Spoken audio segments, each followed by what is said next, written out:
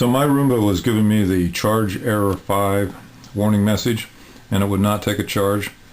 It turned out that the problem is this power supply, so I'm just going to show you the fix right up front, and then for those that are interested, I will give you the sort of troubleshooting and symptomatic background story. But to begin with, I'm just going to show you what I did to fix it.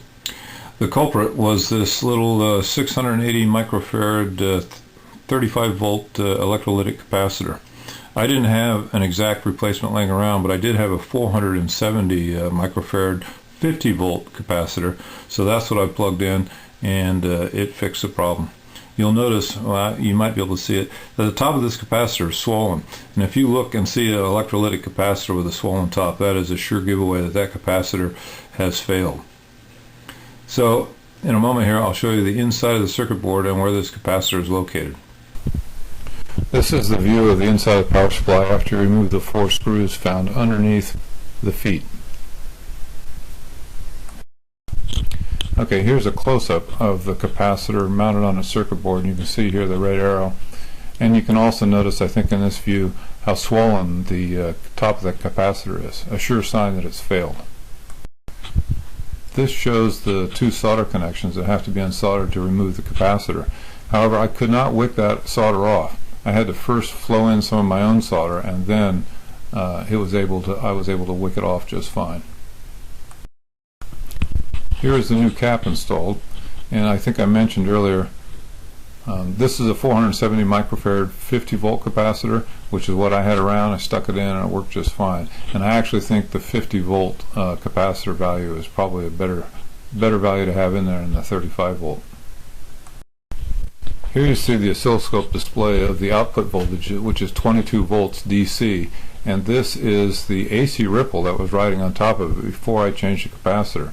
I'm using a 10x probe, and so what you see here is there's like 1.6 volts of ripple spikes on there, and that is not good, and that's why the unit would not charge, and why it had some of the other problems that it had that I'll tell you about in a moment. Okay, so here is the output voltage after the new capacitor has been installed, and you can see there's no ripple, no spikes at all. Nice, clean DC. Thing works great.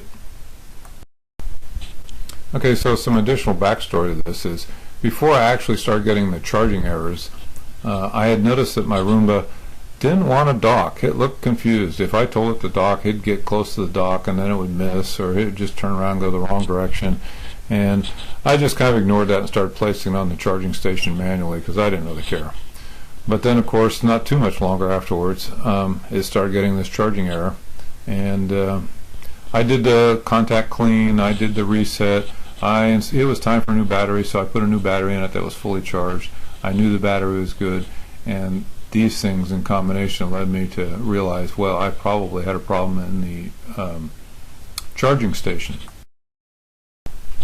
The other thing I noticed was that my power supply, the little green light on the power supply and on the docking station, were blinking on and off at about 1 or 2 second intervals, which I had never really paid attention to. I thought it was just normal, but I noted that after I installed a new capacitor and knew that everything was working properly, I no longer had a blinking light. Both lights were a solid color.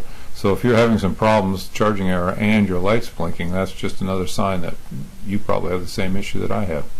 Anyway, I hope this helps somebody, and have a great day.